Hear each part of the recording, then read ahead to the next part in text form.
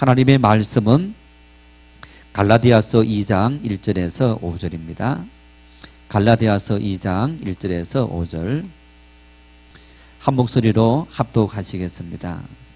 14년 후에 내가 바나바와 함께 디도를 데리고 다시 예루살렘에 올라간다니 계시를 따라 올라가 내가 이방 가운데서 전파하는 복음을 그들에게 제시하되 유력한 자들에게 사사로이 한 것은 내가 다름질하는 것이나 다름질한 것이 헛되지 않게 하려 함이라. 그러나 나와 함께 있는 헬라인 디도까지도 억지로 할례를 받게 하지 아니하였으니 이는 가만히 들어온 거짓 형제들 때문이라. 그들이 가만히 들어온 것은 그리스도 예수 안에서 우리가 가진 자유를 엿보고 우리를 종으로 삼고자 함이로되 그들에게 우리가 한시도 복종하지 아니하였으니 이는 복음의 진리가 항상 너희 가운데 있게 하려 함이라. 아멘. 평창 동계올림픽이 이번 토요일 3일 후에 개막됩니다. 전 세계적으로 이제 동계올림픽, 하계올림픽, 또 월드컵 축구 경기, 그 다음에 세계 육상 선수권, 이 4개 대회를 이제 세계적인 큰 대회다 그렇게 말합니다. 이제 이런 4개 대회를 다 유치해서 치른 그런 나라들이 10개가 되지 않습니다. 예를 들어서 뭐 월드컵을 했다, 또 하계 올림픽을 해서 했다, 아니면 동계 올림픽을 했다, 유치한 그런 나라들은 있지만은 이 4개를 한꺼번에 한 나라들은 10개국이 넘지 않을 정도로 전 세계적으로 많지 않습니다. 이런 경기, 스포츠 경기를 유치한다는 것은 뭘 상징하느냐? 국력이 그만큼 뒷받침되고 있다. 국력이 받침되지 않으면 이 일들은 할 수 없다는 겁니다. 경기장을 짓는데 수천억, 선수촌 아파트를 짓는다, 이런 일까지 했을 때에 몇천억에서 조 단위의 많은 돈이 듭니다. 뿐만 아닙니다. 여러분, 이번에 우리가 평창 동계올림픽을 하면서 강릉까지 뭘 나왔습니까? 예, KTX를 나왔어요. 뿐만 아니라 고속도로도 양양 고속도로를 새롭게 뚫었습니다. 평창 동계올림픽을 하면서 인천공항을 통해서 들어오는 세계 많은 사람들이 평창까지 빨리 이동할 수 있는 그런 이동 수단들을 마련하기 위해서 KTX를 뚫고 또 양양 고속도로를 뚫는 이런 일들을 하는데, 그 고속도로 뚫고 KTX 뚫는데 얼마나 많은 돈이 들어가겠습니까? 이렇게 사회 간접 자본도 뒷받침되어야 되고, 또 선수들이, 이 동계는 조금 적습니다만은 하계는 이제 그 전체적으로 한다면 이 10,000명이 넘는 많은 선수들이 들어오는데, 그 선수들이 입주하는 선수촌 아파트, 그런 아파트를 지어놓고 또 분양도 해야 되고, 때가 되면 또 경기장을 크게 지어놓고 그걸 활용하지 않으면 그게 이제 관리비 하는데도 돈이 많이 들지 않습니까? 이런 비용을 따진다면 국력이 받쳐주지 않으면 이런 일들을 할 수 없는 겁니다. 1988년도에 우리나라가 처음으로 하계 올림픽을, 서울 올림픽을 우리가 개최했고, 또 2002년도에 월드컵 축구 경기, 한일 경기에서 연합으로 해서 우리가 개최했고, 또 2011년도에 대구 육상세계 선수권 대회를 개최했고, 이번에 우리 2018년도에 평창 동계올림픽을 했다. 정말 세계 어디 가더라도 우리가 자부심을 가질 만한 그런 우리나라의 위상이다 라고 말할 수 있는 일입니다. 여러분, 그런데 우리가 그런 말을 하지 않습니까? 100년 전에 가난했던 후진국이 100년 후에 이렇게 선진국이 된 나라는 우리나라가 유일하다라고 말할 정도로 우리나라의 번영은 엄청난 그런 기적 같은, 그래서 한강의 기적이다라고 말하지 않습니까? 이렇게 한강의 기적이 일어난 것은 정말 이 아랍권, 사우디아라비아라든가 이런 아랍권의 근로자로 가서 열심히 견뎌낸 수많은 우리의 또 선배들이 있고, 독일의 탄광촌에 또 간호사로 간 그런 분들이 있고, 뿐만 아니라 새마을 운동과 함께 잘 살아보세라는 정말 그런 어떤 이 노래 소리와 함께 이 가난을 딛고 잘 살자라는 어떤 그런 우리의 노력들이 모아져서 오늘의 번영이 이루어졌는데, 이것만으로는 불가능한 일입니다. 왜? 그런 일들이 가능하도록 만들기 위해서는 먼저 사람의 의식이 달라져야 되기 때문에, 우리 사람의 의식이 달라지도록 만들었던 그런 결정적인 계기가 어디 있느냐? 130년의 전전에 이 땅에 하나님의 말씀이 들어오고 교회가 들어오면서 그 이전까지 있었던 계급적인 사회가 바뀌어지게 되고, 평등하다, 그리고 운명론적으로 나는 가난, 나는 이런 신분을 타고 태어났다라는 그 모든 것을 깨뜨릴 수 있는 그런 신앙의 정신이 들어와서 우리의 정신세계를 바꿔놓고, 그러면서 우리로 하여금 열심히 일할 수 있는 그런 분위기를 만들어낸 겁니다. 그래서 한강의 기적은 하나님의 은혜임을 믿을 수 있기를 바랍니다. 이 평창 동계올림픽 성공적으로 개최되어진다. 여러분, 그 일을 위해서 기도해야 되는 일 역시 마찬가지로 하나님께서 주신 축복을 우리가 누리는 열매이기도 하고, 우리나라가 지금 전 세계적으로요, 숫자적으로는 중국이 워낙 인구가 많으니까 중국 사람들이 세계에 나가서 사는 사람들이 제일 인구 숫자적으로 많은데, 나라에 나가서 사는 몇 개국이냐 하는 거는 과거에는 유대인들이 많았는데 지금은 우리나라가 1등입니다. 전 세계에 가장 많은 나라에 흩어져 사는 어떤 민족이 우리 한인족입니다. 그들이 흩어져서 살아가는 곳곳마다 뭘 노래하겠습니까? 야, 코리아. 옛날 월드컵 할 때 뭡니까? 이 국어 뭐죠? 대한민국 짜자짠 박수하면서 그랬잖아요.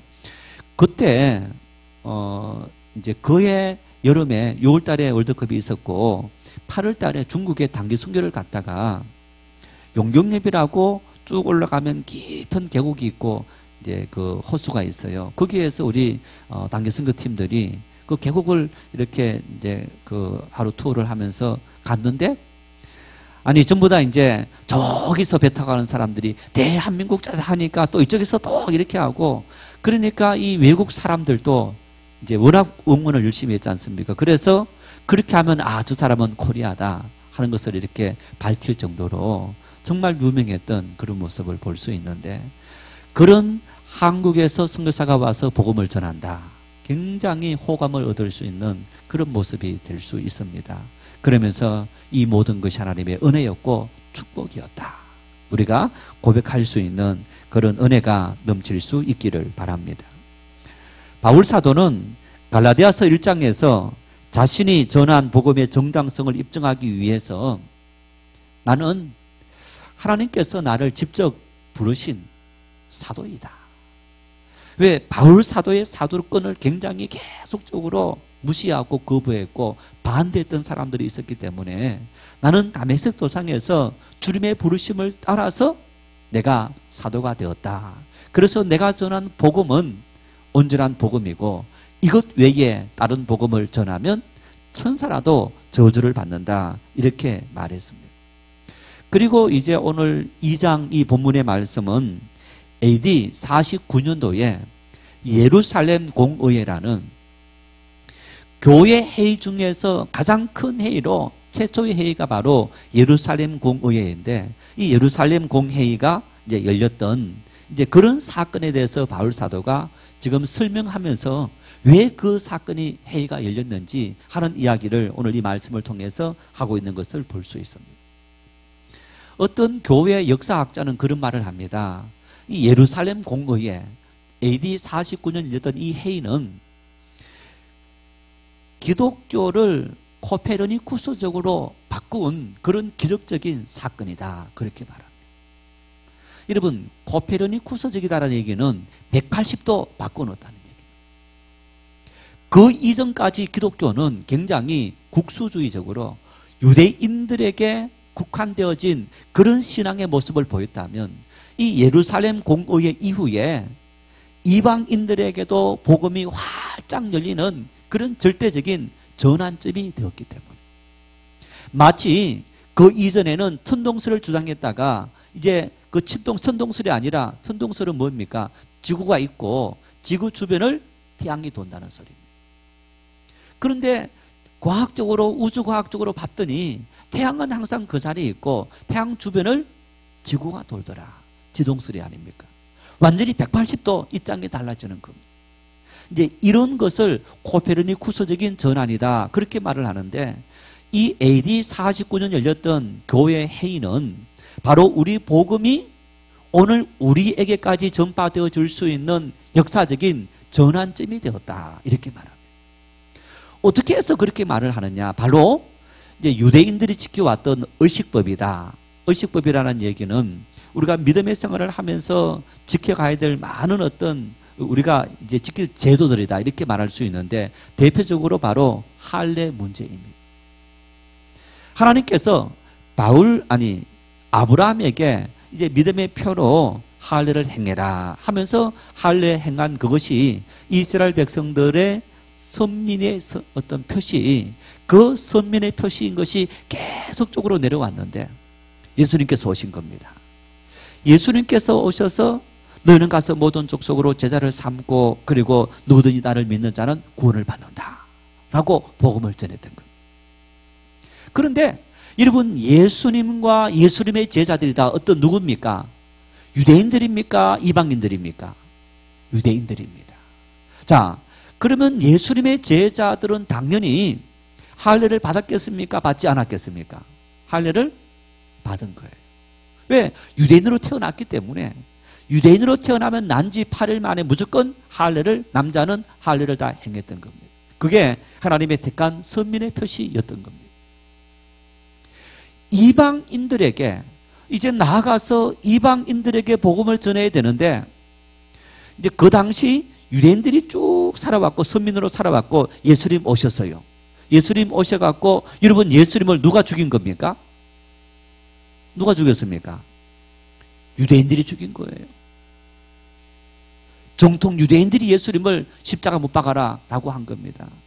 메시아를 기다려온 유대인들이 예수님을 받아들이지 못한 겁니다.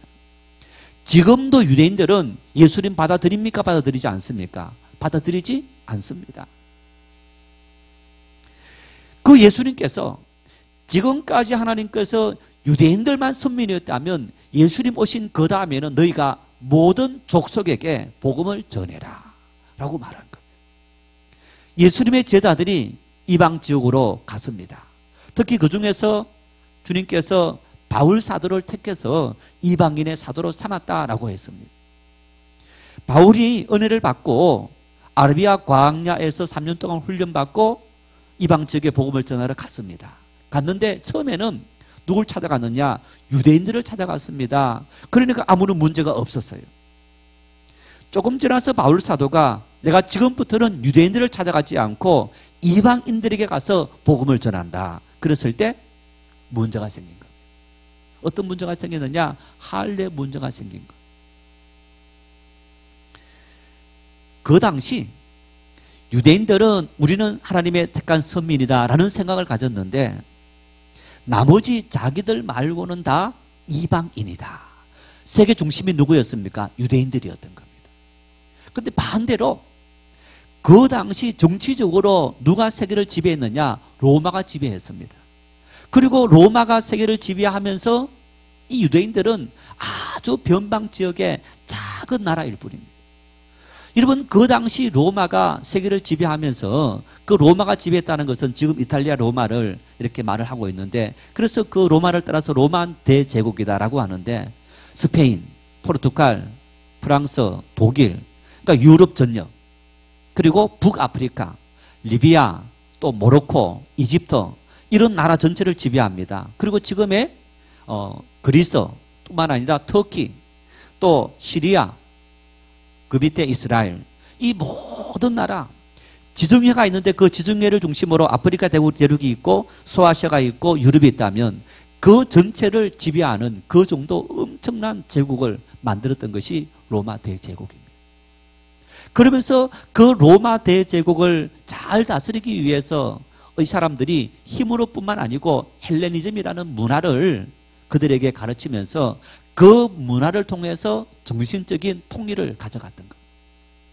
그래서 이 로마 대제국 안에 살아갔던 그 사람들은 어떤 의식을 가졌냐? 우리는 헬레니즘 문화를 따라 살아가는 문화 민족이다.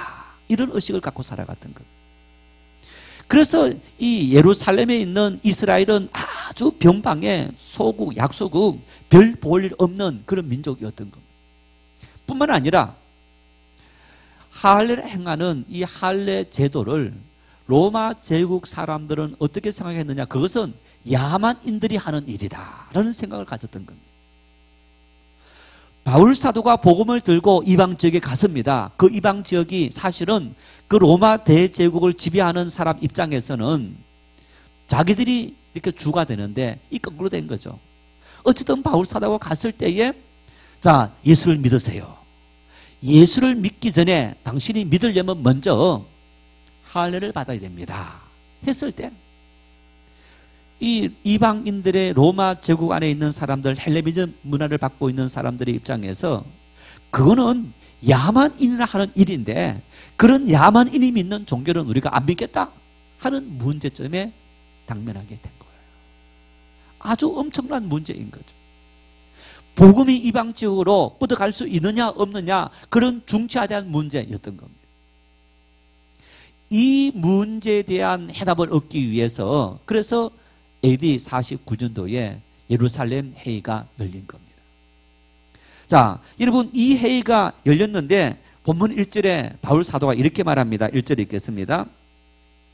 14년 후에 내가 바나바와 함께 디도를 데리고 다시 예루살렘에 올라갔더니 이 14년 후라는 말은 갈라디아서 1장 18절 말씀에 내가 다메섹 도상에서 주님의 음성을 듣고 그리고 아라비아 광야에서 3년 동안 내가 주님과 함께 동행하다가 그러다가 예루살렘에 올라가서 내가 보름 동안 있었다. 거기에서 내가 많은 사도를 만난 것이 아니고 베드로와 야고보 외에는 만나지 않았다. 그리고 다시 안디옥 교회로 와서 선교사로 파송되어졌던 그런 바울 사도의 모습을 볼 수 있는데 그 이후에 14년 만에 내가 이 예루살렘에 다시 오게 되었다라고 이야기하는 거예요.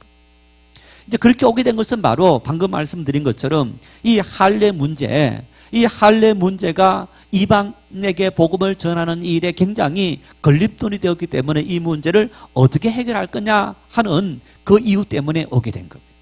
자, 그 이유 때문에 왔는데 바울 사도는 이렇게 말합니다. 2절 말씀을 같이 읽겠습니다. 계시를 따라 올라가 내가 이방 가운데서 전파하는 복음을 그들에게 제시하되 유력한 자들에게 사사로이 한 것은 내가 다름질하는 것이나 다름질한 것이 헛되지 않게 하려 함이라. 바울은 고백합니다. 하나님께서 나를 부르셨던 것처럼 나를 부르신 것이 하나님께서 나에게 보내주신 하나님의 계시였다. 하나님의 뜻이었다라고 하는데 지금 나를 예루살렘 회의에 부르시고 이 예루살렘 회의가 열리도록 한 것도 하나님의 계시였다. 하나님의 뜻이었다. 그렇게 말하는. 사람의 뜻으로는 이것이 도무지 일어날 수 없는 일이었다. 그 당시 예루살렘 회의를, 예루살렘 교회를 움직였던 사람들이 예수님의 제자들이었고 유대인들이었기 때문에 그리고 예수님을 믿어도 아직까지 보수적인 유대인들은 할례를 받아야지라는 그 의식이 굉장히 강하게 남아 있었기 때문에 할례를 행하지 않고 이방인에게 복음을 전한다. 그것을 마음으로 그 사람들이 받아들이는 것이 굉장히 어려웠던 겁니다. 자, 여러분 예를 들어서 우리 주일날 예배를 하는데 찬송가도 간혹 하지만은 찬송가 말고 복음성가를 많이 합니다. 또 손을 들고 막 찬양을 하고 박수를 치고 찬양을 합니다. 제가 보면 이제 10년째 하고 있는데 아직까지 찬양할 때 손 한 번 안 들고 박수 한 번 안 치시는 분들이 있습니다. 여러분 주일날 예배 때 박수 치면 이 좀 불경한 겁니까? 하나님 앞에? 어떠세요? 예를 들어서 정말 이렇게 찬양할 때 찬양할 때 어떤 찬양이 막 은혜스러워서 덩실덩실 어깨춤이 올라가고 막 손을 들고 싶은 어떤 그런 마음들 전혀 없으세요? 네. 있는데 손을 못 드는 이유는 뭡니까? 예를 들어서 있는데 박수를 못 치는 이유는 뭡니까? 우리 마음속에 예배는 경건해야 돼. 이 마음에 있는 거예요. 예배는 경건해야지. 예배의 노래를 우리가 찬송은 이 찬송화를 불러야지. 복음성가와 현대음악을 도입했음에도 불구하고 우리 마음속에는 아직까지 그런 뭔가가 남아있는 거예요. 나쁘다는 게 아니고 사람은 그런 존재인 겁니다. 그런 존재인 거예요. 받아들이면서도 마음속에는 그게 있는 거예요. 지금 예루살렘 교회 지도자들이 바로 그런 상태였던 겁니다. 받아들이면서도 우리가 어릴 때부터 수천 년 동안 지켜왔던 그 하나님의 말씀 할례, 이 할례가 깊이 뿌리 박혀 있었기 때문에 그러면서 그 할례를 행하지 않고 이방인들에게 복음을 전한다. 이론적으로는 받아들이는데, 현실적으로는 받아들이는데 자신들의 마음으로는 받아들이기가 굉장히 어려웠던 것. 그럼에도 불구하고 받아들일 수 있었던 이유는 뭐냐? 오늘 사도 바울은 말합니다. 계시를 따라. 하나님께서 나에게 계시를 따라서 예루살렘에 올라가서 나에게 주신 하나님의 뜻을 전하도록 했다. 왜냐하면 하나님께서 바울 사도에게 고넬료에게 보내는 거예요. 이방인의 백부장인 고넬료에게 가서 그 가족들에게 세례를 베풀게 합니다. 여러분, 이방인 백부장인 그 고넬료는 할례를 받지 않은 사람입니다. 그런데 성령께서 바울 사도로 하여금 그곳에 가게 하시고, 그리고 그러면서 그들에게 복음을 전하는 그런 일들을 행하신 그런 경험들, 이 경험은 베드로에게도 역시 있었던 겁니다. 이 모든 것들이 성령이 베드로에게도 바울 사도에게도 보여주신 계시의 사건이었던 겁니다. 오늘 바울 사도는 말합니다. 나로 하여금 예루살렘에 올라가서 그 일들을 하게 하신 것도 하나님의 성령이 나에게 임하신 계시였다. 하나님의 뜻이었다. 우리가 그리스도인으로 살아가면서 이것이 하나님의 뜻인가 아닌가 늘 고민할 때가 많습니다. 하나님의 뜻이면 꼭 이루어 주십시오. 하나님의 뜻이 아니면 이루어지지 마십시오.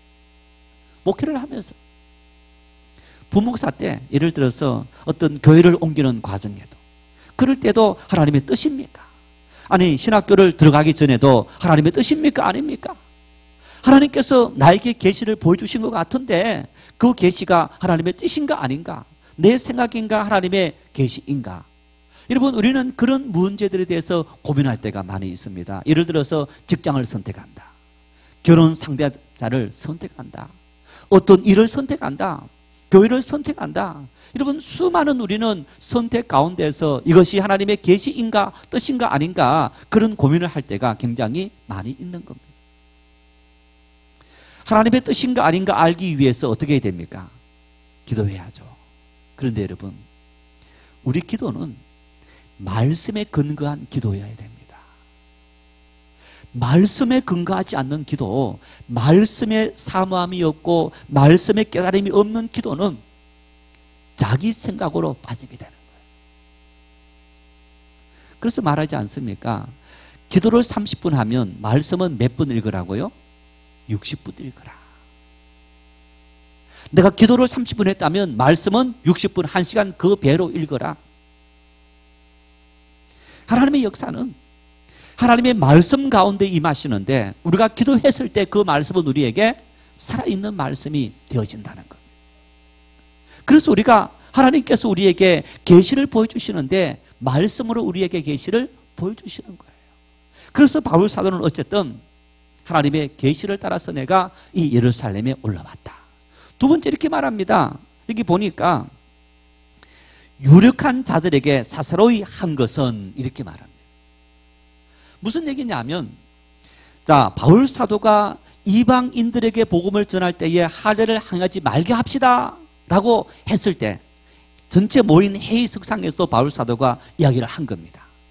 그런데 그뿐 아니라 바울 사도가 유력한 자들에게, 그래서 이 유력한 자들은 베드로 그리고 야고보, 요한 이런 사람들일 거다라고 합니다.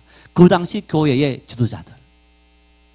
여러분, 우리가 어떤 이야기를 해석상에서 할 때는 구체적으로 하기가 굉장히 어렵습니다. 자기 경험들을 다 말하기가 어렵습니다. 여러 많은 사람들이 함께 하기 때문에 제한된 시간 또 제한된 공간, 그 시간 공간 안에서 말할 수밖에 없기 때문에, 그래서 바울 사도는 개별적으로 찾아가서 자신에게 역사하신 성령의 역사들을 그대로 가르쳐주고, 그러면서 하나님께서 나에게 이런 은혜와 또 이런 경험과 이런 방향으로 나를 인도하셨다 하는 이야기를 구체적으로 지도자들에게 내가 이야기를 다 했다는 것. 여러분, 우리가 요즘 뭐 로비한다, 돈을 주고 로비하고 어떤 법이 되도록 뭔가를 만들려고 그래서 뇌물을 준다든가 어떤 이런 이야기가 아니라, 바울 사도가 어쨌든 할 수 있는 자기 정당한 방법으로 최선을 다해서 자기가 경험한 이야기들을 책임 있는 사람들에게 잘 전달해서 그 자기가 말한 내용의 해석상에서 잘 이해되어질 수 있는 그런 방법을 최선을 다해서 노력했다 하는 이야기를 이 말씀 속에 하고 있는 그런 모습을 볼 수 있습니다. 여러분, 오늘 설교 제목이 어떤 제목입니까? 하나님의 뜻과 인간의 노력이다. 오늘 이 2절 말씀 속에 우리는 잊지 말아야 될 중요한 사실들이 있습니다.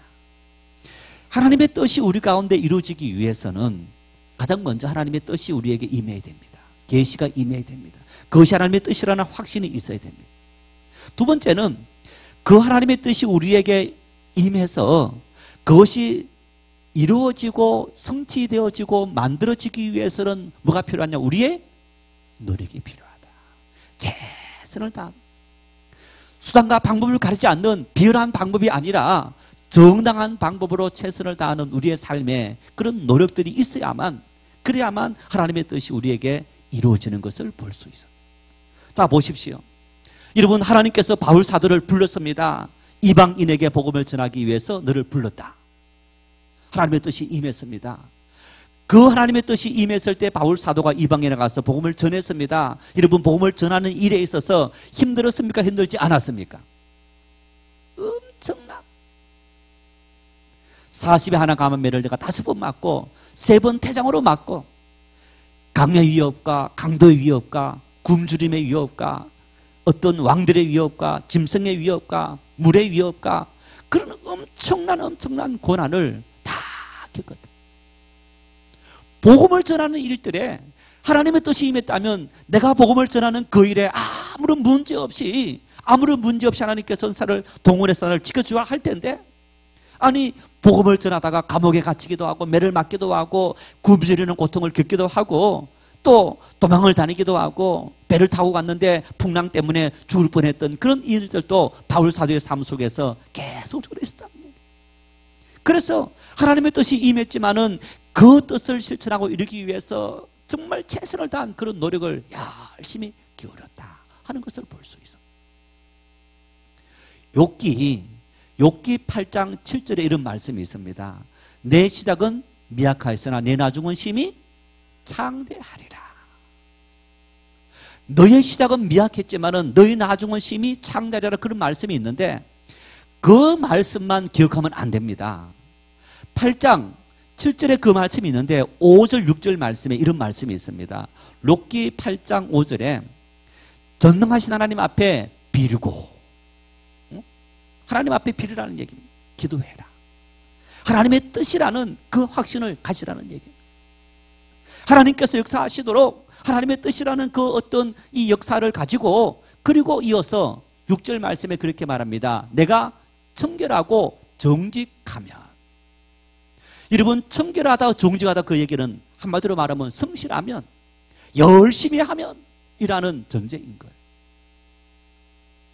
어떻게 하면 지금 내 시작은 참 보잘것없고 미약했지만은 내 나중은, 내 인생의 20년 30년 뒤의 삶은 창대한 은혜를 누릴 수 있는가? 내가 하는 그 일이 하나님의 뜻이라는, 그 하나님의 뜻이라는 절대적인 역사가 있어야 된다는 얘기.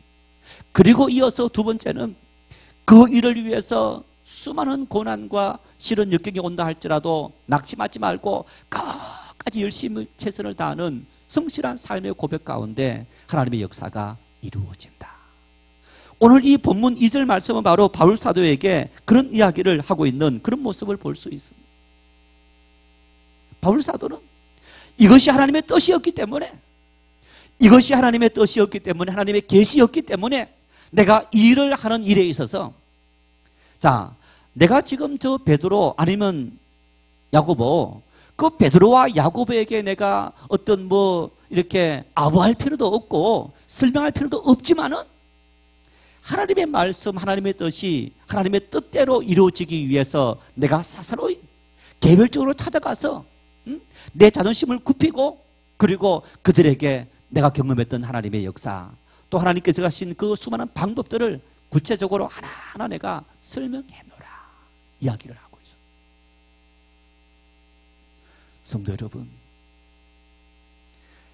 하나님께서 나에게 이런 은혜를 주셨고 이 사명을 주셨는데 왜 이 사명을 걸어가는 인생 속에 이런 어려움을 주셨고 이런 질병과 이런 가난과 시련을 주셨는가 원망하지 마십시오. 그 과정에 하나님의 뜻이 우리 속에 이루어지는 하나님의 방법인 것을 아시기를 바랍니다. 그래서 욥이 고백하지 않습니까? 나의 가는 길을 오직 그가 아시나니 그가 나를 단련하시오니 내가 순금처럼 나오리라. 내 삶의 많은 시련은, 역경은 성실히 살아가고 열심히 살아갔지만은 나에게 닥쳐온 그 모든 역경은 하나님 앞에 내가 온전한 모습으로 하나님께서 이제 되었다라고 쓸만한 하나님의 사람으로 세움받기 위한 하나님의 과정이다. 그렇게 고백하고 있는 모습을 볼 수 있습니다. 자, 이어서 바울 사도는 끊임없이 전진해야 될 우리 신앙의 여정을 묘사할 때 즐겨 사용했던 표현 방법이 있습니다. 여러분, 이 당시 요즘도 마찬가지입니다만은 여러 민족들을 모아서 한 나라를 통치하는 이 로마 대제국이 스포츠 경기 같은 그런 것을 굉장히 발전시켰습니다. 그래서 이 전쟁이라든가 어떤 그런 경쟁을 그런 이 정당한 방법으로 해소시키는 그런 일을 했는데, 그래서 로마 시대에 성행했던 운동 경기에 대한 비유를 하면서 오늘 이 2절 말씀에 내가 다름질하는 것이나 다름질한 것이 헛되지 않게 하려 함이라. 다름질했다. 열심히 뛰어갔다. 포기하지 않고 열심히 걸어갔다. 달려갔다. 평창 동계올림픽을 앞두고 우리 선수들이 선수촌에서 연습하는 그런 장면들을 아마 보았을 겁니다. 천장에다가 끈을 매달아 놓고 막 타고 올라갑니다. 아니, 저 높이다. 이 높이보다 높아요. 한 8m, 9m 되는 이제 체육관 천장이니까 여러분 거기에 여기서부터 매달리고 올라가서 끝까지 올라갑니다. 얼마나 그 근육들이, 또 어떤 선수들을 보면요, 큰 버스 타이어 같은 거 있지 않습니까? 그런 것을 막 매달고 막 쫓아가는 거예요. 감독이나 코치들이 이렇게 막 뒤로 당기는데 막 허리에 이렇게 메고 달려가는 그런 어떤 모습들. 이 선수들이 자기의 근육과 그리고 경기를 위해서 정말 피눈물 나는 그런 노력을 기울이는 그런 모습을 볼 수 있는데, 오늘 바울 사도는 그렇게 말합니다. 나에게 받은 주님의 사명을 위해서 내가 운동선수들이 상을 받기 위해서 끊임없이 다름박질하는 것처럼 열심히 최선을 다해서 내 할 수 있는 모든 노력을 다 기울였다. 그런 고백을 하고 있어요. 정말 하나님께서 맡기신 이 사명의 삶을 위해서 얼마나 어떤 자세로 걸어갔는지 그런 바울 사도의 모습을 볼 수 있는데, 여러분, 무엇이 바울로 하여금 이러한 삶을 살아갈 수 있도록 만들었느냐? 자기를 부른 그 부름에 대한 정체성이 너무너무 분명했다. 하나님께서 왜 나를 부르셨는가? 하나님께서 나를 부르신 그 부름의 사건이 너무너무 분명했고, 주님께서 복음을 위해서 나를 부르셨다. 바울뿐 아닙니다. 우리 역시 마찬가지입니다. 목사인 저뿐 아닙니다. 여러분 역시 마찬가지입니다. 내 삶 속에서 하나님은 나를 부르셨다. 내 삶의 현장에서 주님께서 나를 부르셔서 그 부름의 사명을 맡겨주셨다.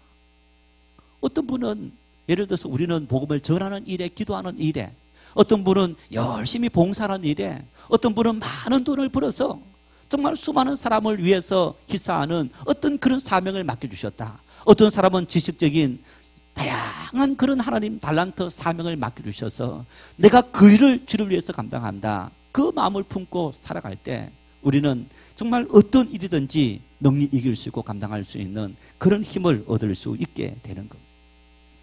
이어서 바울 사도는 말합니다. 3절을 같이 읽겠습니다. 그러나 나와 함께 있는 헬라인 디도까지도 억지로 할례를 받게 하지 아니하였으니. 이 디도는 이방인 중에서 개종한 사람입니다. 유대인이 아니었습니다. 이방인 중에서 개종한 사람인데 지금 이 편지를 수신하는 갈라디아 지방의 교회, 그 갈라디아 지방 교회 출신이 바로 디도였던 거예요. 그래서 갈라디아 지방의 교회 성도들에게 굉장히 존경받고 있던 인물이 바로 디도였던 것을 볼 수 있습니다. 그런데 보세요. 바울이 이 디도를 할례를 받게 하지 않았다라고 말합니다. 교회 지도자로 세웠는데 그 디도로 하여금 할례 받지 않게 하고 이 일들을 함께 감당하도록 만들었다. 이어서 이 말씀 속에 4절에 그런 이야기합니다. 함께 같이 읽겠습니다. 이는 가만히 들어온 거짓 형제들 때문이라. 그들이 가만히 들어온 것은 그리스도 예수 안에서 우리가 가진 자유를 엿보고 우리를 종으로 삼고자 함이로되. 자, 이 3절과 4절 말씀에 여러분 이 바울 사도가 말씀하는 이유 중에 하나 이겁니다. 지금 바울 사도가 예루살렘에 올라갈 때 누굴 데리고 간 겁니까? 바나바와 그리고 디도를 데리고 올라간 겁니다. 이 디도는 바울 사도가 그 회의에서 소개하면서 이런 이방인입니다. 그리고 이 디도가 나중에 갱그리아 교회에서 지도자를 했고 또 이 고린도 교회에 문제가 생겼을 때 바울 사도를 대신해서 가서 그 문제를 해결하기 위해서 노력했던 그런 교회, 이 바울 사도의 디모데와 함께 후계자 중에 한 명이었다라고 말할 수 있는 인물인 겁니다. 아마 바울이 디도를 데리고 올라가서 하나님께서 이에게 믿음을 주셨고 그래서 이가 하나님의 일꾼이 되었다. 그리고 디도에게 한번 고백해보라. 아마 베드로가 했던 것처럼 주는 그리스도시요 살아계신 하나님의 아들이심을 내가 믿습니다. 그런 고백을 디도가 했을 겁니다. 자, 그 디도가 예루살렘 회의에서 99.9% 아니 100%죠. 100% 교회의 지도자리였던 유대인들, 그리고 그 당시 유대인들은 다 할례를 받았던 사람들, 그 사람들이 있는 곳에서 디도가 인정을 받은 거예요. 인정을 받았다. 디도가 할례를 받지 않았지만은 하나님께서 그를 부르셨고 그를 하나님께서 지도자를 세우셨고 그에게 구원의 은혜를 주셨다는 사실을 이 예루살렘 회의가 인정을 한 거예요. 바울은 말합니다. 너희들이 어째서 어리석은 행동을 하느냐? 거짓 형제들이, 거짓 교사들이 와서 할례 받지 않고는 너희가 구원을 얻지 못한다 했을 때 어찌 내가 넘어가느냐? 너희 중에서 너희와 똑같이 할례 받지 않았던 이 디도가 예루살렘 교회 회의에서 인정받았고 그리고 사역자로 생활하고 있지 않느냐? 그리고 너희들이 존경하는 인물이 아니냐? 그 디도가 인정받아서 하나님 일을 하고 있는데 왜 너희들이 할례를 받지 않았다고 그 복음이 잘못되었다 생각하고 할례를 요구하는 그 사람들이 거짓 가르침에 넘어가서 다른 복음을 쫓는 어리석은 행동을 하느냐? 그렇게 이야기를 하고 있는 것을 볼 수 있습니다. 여러분, 이런 의식들은 환경과 시대에 따라서 굉장히 많이 달라지는 것을 볼 수 있는데요. 자, 우리 교단에서 여자분들이 목사님이 되고 또 장로님이 되는 안수가 1993년도에 허락이 된 겁니다. 이제 그 이전까지는 허락이 안 되었습니다. 안 된 이유 중에 하나가 구약의 제사장들은 여러분 여성이 있습니까? 없습니까? 아무도 없어요. 뿐만 아니라 바울 사도께서 고린도에 여자는 교회에서 잠잠해라 이 말을 한 겁니다. 그 말에 근거해서 여자 안수를 허용하지 않았는데 지금도 보수적인 교단들, 고신척이라든가 합동척은 여성 목사, 여성 장로님이 없습니다. 여러분, 그러면 우리는 어떻게 해서 여성 안수를 허락한 겁니까? 우리가 잘못된 겁니까? 아직까지 안수 허락하지 않는 그 교회들이 잘못된 겁니까? 여자는 교회에서 잠잠해라, 그 말만 딱 가지고 왔을 때는, 여자는 교회에서 지도자가 되지 않아야 되겠구나, 가르치는 지도자 될 수 없구나, 장로가 될 수 없구나 라고 해서. 그런데 신학이 발전하면서 그 환경을 연구했더니 왜 바울사도가 여자는 교회에서 잠잠하라 했을까? 여성 차별론자인가? 그게 아니었다. 지금도 마찬가지지만은 교회에서 말을 많이 물어내는 사람들이 누굽니까? 아니, 교회뿐 아니라 우리 사회적으로 만나면 막 시끄러운 사람들, 여성들 아닙니까? 일반적으로.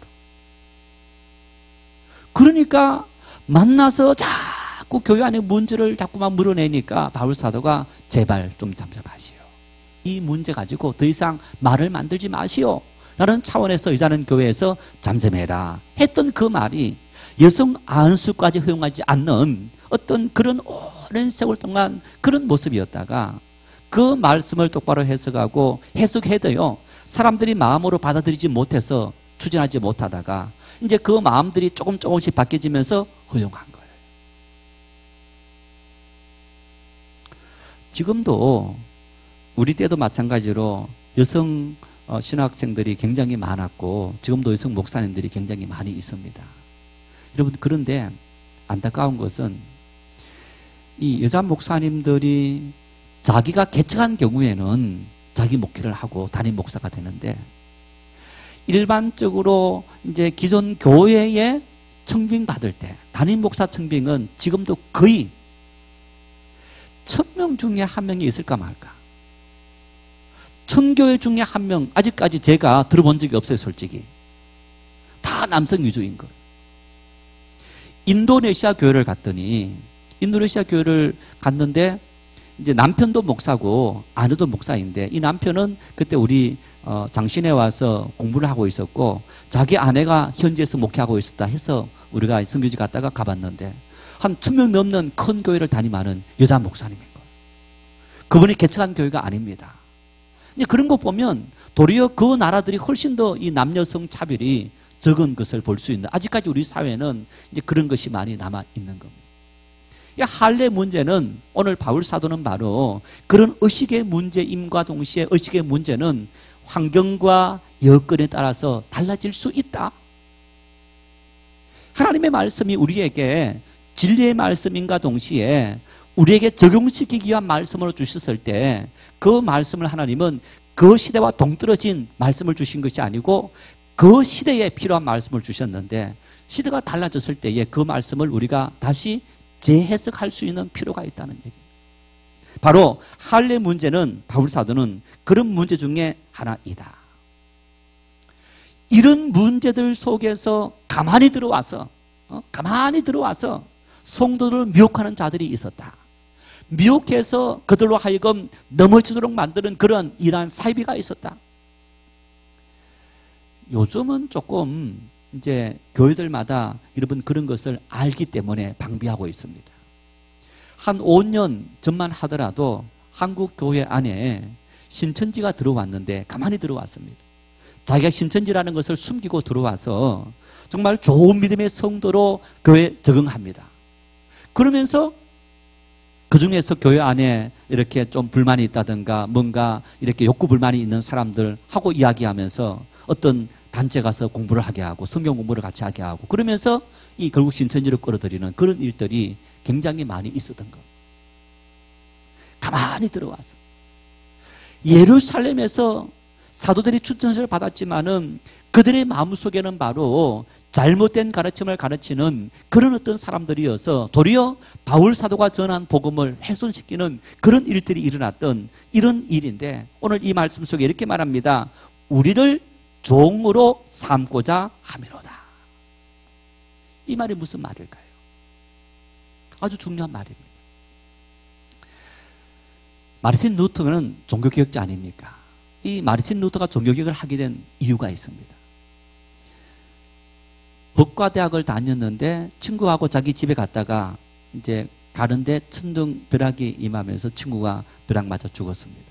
그러면서 마르틴 루터가 나를 이기에서 살려주시면 내가 수도승이 되겠습니다 하고 살아나서 수도원에 들어가서 생활해서 수도원에 들어가서 정말 하나님과 깊은 만남을 가지는데 어떤 문제가 걸렸느냐, 하나님 아버지라고 하면서 정말 작은 죄의 문제 앞에도 이 루터가 너무너무 고민이 되었습니다. 죄를 하나 지으면 막 벌벌 떨었습니다. 이 루터의 아버지가 굉장히 엄한 분이었습니다. 그래서 루터를 잘 교육시켜서 아들의 어떤 장래를 잘 되도록 만들기 위해서 굉장히 엄하게 교육시켰는데, 그 하나님 아버지 이랬을 때 자기 아버지가 생각되어지면서 내가 실수하고 잘못하면 막 엄벌을 가하는 그런 하나님으로 각인된 겁니다. 여러분, 우리가 살아가면서 어떻습니까? 내가 아무리 선하고 착하고 하나님 말씀대로 산다 하더라도 착하고 선하게 삽니까? 나도 모르게 죄 속에 넘어가는 그런 인간의 모습 아닙니까? 그래서 이 루터가 수도원에 들어가서 수도사 생활을 하다가 이제 신부가 된 겁니다. 신학을 가서 신부가 되고, 그리고 하나님 말씀을 가르치는 교수가 되어서 말씀을 연구하는 중에 깨닫게 된 겁니다. 내가 구원받는 것은 율법으로가 아니라 하나님의 은혜로 구원받는 거구나. 우리 죄가 주홍같이 붉을지라도 예수님의 보혈의 피로 흰 눈같이 희게 되어졌구나. 내가 어떤 죄를 지었을 때는 그 죄의 대가를 내가 져야 되는 것이 아니고 이미 내가 진 그 죄의 모든 대가를 지신 주님이 있구나. 그 주님의 은혜로 내가 용서함 받구나. 한마디로 말하면 해방을 얻게 된 거예요. 내가 실수로 어떤 죄를 지었다. 주님, 내가 실수로 죄를 지었군요. 용서해 주십시오. 그러면 또 용서받는 거예요. 그런데 그 이전에는 내가 지은 그 죄에 대해서는 하나하나 자기가 그 죄의 대가를 다 지불해야 했던 거예요. 어떤 분이 이렇게 말합니다. 목사님, 가톨릭하고 우리 개신교하고 뭐가 차이 납니까? 그렇게 말합니다. 여기에 차이가 있습니다. 여러분, 가톨릭은요, 왜 루터가 종교개혁 했느냐? 그 당시 가톨릭이 면죄부를 판매했습니다. 우리가 죄를 지어서 죽게 되었는데 그 죄의 용서함을 받기 위해서는 이 면죄부를 사면 된다. 그 면죄부는 가톨릭에 지정한 성인이라든가 이제 복자라든가 이런 아주 신앙이 좋았던 그런 사람들은 그 신앙의 삶이 자기를 구원할 뿐 아니라 다른 사람들까지도 구원할 수 있다. 그래서 그 사람들 이름으로 이 면죄부를 사게 되면, 그러면 너의 죄와 심지어 죽은 너 조상의 죄까지도 사함받는다. 여러분, 지금도 가톨릭은 고해성사를 합니다. 자기 죄에 대해서 고해성사를 하면 신부님이 어떻게 하느냐, 너 그 죄는 3일 금식하시오. 예를 들어서 헌금 얼마 하시오, 봉사 얼마 하시오. 예를 들어서 그런 어떤 그 죄에 대한 형벌을 분명히 부여하는 겁니다. 여러분, 우리가 죄를 지었다, 미워했다, 주의를 어겼다, 11조를 제대로 하지 않았다, 뭐 봉사하지 않았다, 하나님 말씀대로 살지 못했다, 그랬을 때 여러분 회개하고 내가 이렇게 죄를 지었기 때문에 죄의 대가를 지불해야지 합니까? 지불하지 않습니까? 지불하지 않습니다. 왜? 이미 우리의 모든 죄를 예수님 십자가 보혈로 다 사하셨기 때문에. 우리 죄가 아무리 많다 할지라도 우리는 내가 죄의 대가를 지불할 필요가 없는 거예요. 예수님께서 이미 다 지불해 주셨기 때문에. 바로 여러분, 바울 사도가 지금 말씀하는 것이 그겁니다. 할례라는, 율법이라는 내 노력으로 구원을 얻을 수 있는 것이 아니라 십자가 예수님의 대속의 보혈의 피, 그 은혜로 말미암아 우리가 구원을 받게 된다. 값 없이 주시는 그 은혜로 말미암아 우리가 구원받게 되고, 그 구원받은 은혜로 우리가 자유함을 누리며 살아가는 것이 우리의 신앙이다. 그런데 왜 너희들이 예루살렘에서 사도들이 추천서를 들고 온 이 사람들이 너희들에게 엄청난 무거운 짐을 지워주는 율법을 지켜야만 구원받는다는 이 어리석은 복음을 따라가는 어리석은 사람이 되고 있느냐? 가톨릭의 잘못은 바로 바울 사도가 오늘 지적했던 것처럼 이 율법이라는 무거운 짐, 자기 힘으로 구원받아야 된다는 그런 무거운 짐을 지워줬기 때문에 바울 사도는 이것이 복음이 아니다, 이것은 잘못된 복음이고 이런 복음을 전한다면 천사라도 저주를 받아야 된다. 이렇게 말하는 거예요. 제도의 잘못된 거예요. 잘못된 가르침, 사스러운 가르침, 그런 가르침들이 복음의 진리에서 벗어나도록 만들었던 그런 모습인 것을 볼 수 있습니다. 그래서 5절 말씀에 그렇게 말합니다. 그들에게 우리가 한시도 복종하지 아니하였으니 이런 복음의 진리가 항상 너희 가운데 있게 하려 함이라. 한시라도 복종하지 아니하였으니, 조금이라도 용납하지 않았다는 얘기입니다. 우리의 구원을 위해서 내 노력이 필요하다. 그 사실은 결코 타협할 수 없는 절대적인 하나님의 진리입니다.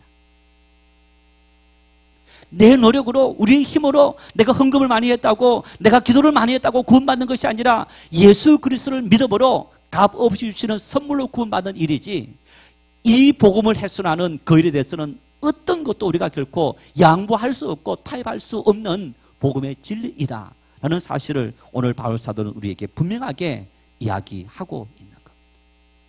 성도 여러분, 우리의 구원이 이처럼 내 노력이 아니라 하나님의 선물인 것을 믿을 수 있기를 바랍니다. 그래서 내가 어떤 죄를 지었다 할지라도, 세상 많은 사람들에게 비난을 받는 그런 일을 범했다 할지라도 하나님 앞에 나오면 하나님께서는 우리를 용서하신다는 사실을 믿을 수 있기를 바랍니다. 그리고 그 은혜 속에서 이제는 정말 주님 주시는 그 믿음의 사람답게 살기 위해서, 하나님 주시는 은혜를 누리기 위해서 우리가 더 하나님 앞에 믿음으로 살아가는 그런 사람으로 서기 위해서 연단받고 훈련받고 열심히 살아가는 그런 사람들이 되어야 한다는 사실, 이 말씀을 우리가 가슴에 새기고 굳건히 서서 믿음에 승리하는 용사들이 될 수 있기를 바랍니다.